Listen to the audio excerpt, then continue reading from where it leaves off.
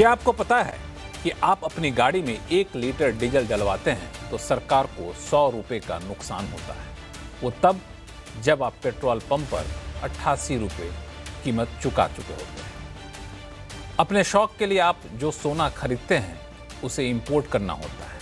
इसे इंपोर्ट करने से सिर्फ और सिर्फ पिछले साल में ही 6 लाख करोड़ रुपए का डॉलर देश से बाहर चला गया। ऐसे ही हमारे आपके विदेश घूमने से करीब 1.5 लाख करोड़ रुपए पिछले साल विदेश चले गए। और शायद इसलिए प्रधानमंत्री मोदी ने पेट्रोल डीजल की खपत कम करने की अपील की है, अगले 1 साल तक सोना नहीं खरीदने की नसीहत दी है और विदेश की बजाय देश में ही घूमने पर जोर दिया है, क्योंकि हालात काफ़ी खराब हैं और ये कब तक खराब रहेंगे उसका कोई अंदाज़ा नहीं है। घरेलू नहीं, विदेशी हालात की बात कर रहा हूँ, ईरान युद्ध से उपजे हालात की बात कर रहा हूँ। अब प्रधानमंत्री मोदी की ये अपील आखिर कितनी कारगर होगी, आज आवाज अड्डा में करेंगे इसी पर खास चर्चा। नमस्कार, मैं हूं लक्ष्मण राय और चर्चा में शामिल हो रहे हैं हमारे साथ विशेष मेहमान क्रिसिल के चीफ इकोनॉमिस्ट और senior director D K. Joshi sir हैं, oil and geopolitics expert Narendra Taneja साहब हैं, सुनील सुवर्णम साहब हैं जो कि इंडस्ट्री एक्सपर्ट हैं, टीम लीज डिजिटल की सीईओ नीति शर्मा हैं और वरिष्ठ आर्थिक पत्रकार शुभमोय भट्टाचार्य साहब हैं। आप सभी मेहमानों का बहुत बहुत स्वागत हमारे शो में। शुरुआत में डी.के. जोशी साहब आपसे करना चाहूँगा, प्रधानमंत्री मोदी की अपील करीब 70 दिन बाद, ईरान युद्ध शुरू होने के बाद, क्या संकेत देते हैं कि अब सरकार को लगता है कि जितना सहन कर सकते थे इस युद्ध का झटके को सहन कर लिए हैं, अब लोगों को साथ में शामिल होने की जरूरत है?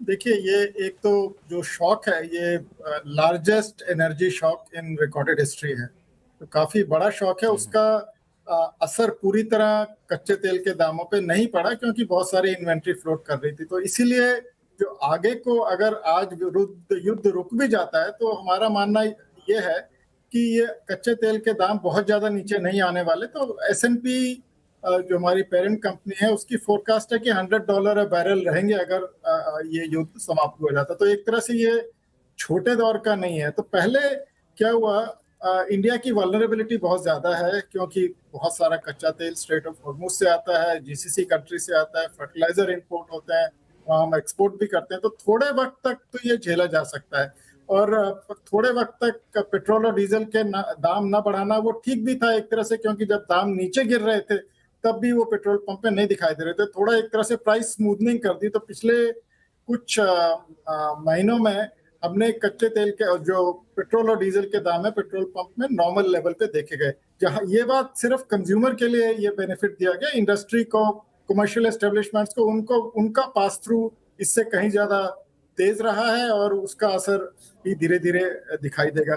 तो ये क्योंकि कॉन्फ्लिक्ट अभी लंबा चल रहा है तो ये आवश्यक हो जाता है कि एक तो मॉरल सुएशन के थ्रू, जैसा कि आपने कई चीजें बताई, हम थोड़ा सा अपने खर्चों पे जिसमें विदेशी मुद्रा इस्तेमाल होती है उसमें थोड़ा सा कंट्रोल किया जाए। एक तो वो बात है। दूसरी बात ये है कि अभी तक जो भार है ये क्रूड प्राइसेस के बढ़ने का, पेट्रोल और डीजल में ये सरकार कुछ हद तक अपने ऊपर ले रही है और कुछ हद तक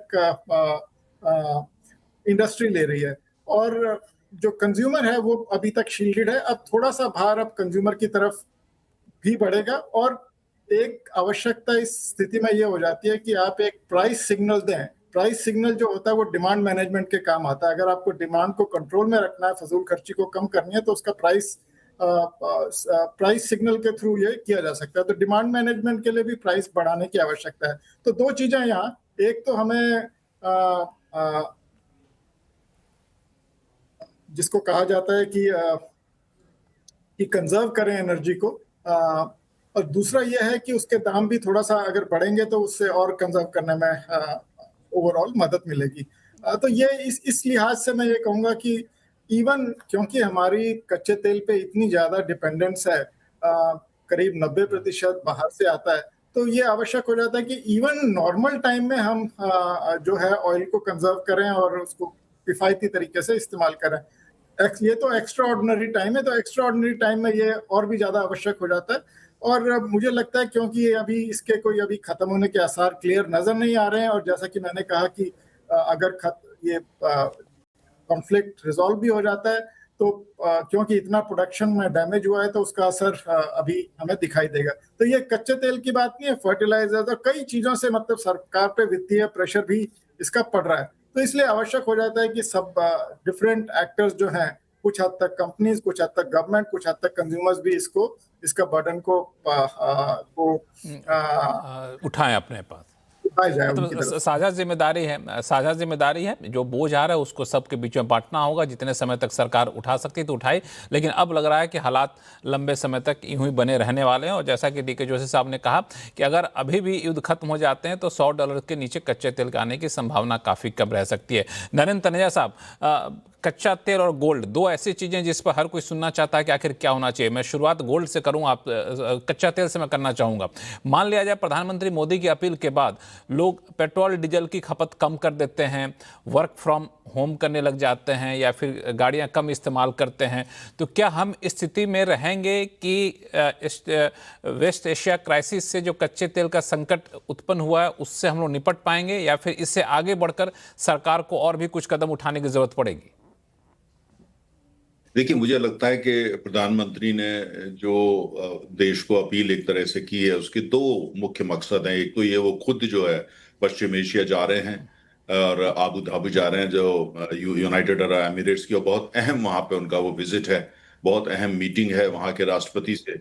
और ये मैसेजिंग जो है वो डोमेस्टिक ऑडियंस के लिए तो है ही है, लेकिन साथ साथ जो बड़े निर्यातक हैं, जिसमें यूनाइटेड अरब एमिरेट्स काफी अहमियत रखता है और भारत से उसके बहुत ही गहरे संबंध हैं, तो और एक तरह से सामरिक संबंध है और सामरिक संबंधों को और मजबूत किया जा रहा है। तो ऐसे में कहीं ना कहीं वहां भी मैसेज है कि भारत भी अपनी तरफ से कोशिश कर रहा है, समझ रहा है आप लोगों की दिक्कतें क्या है।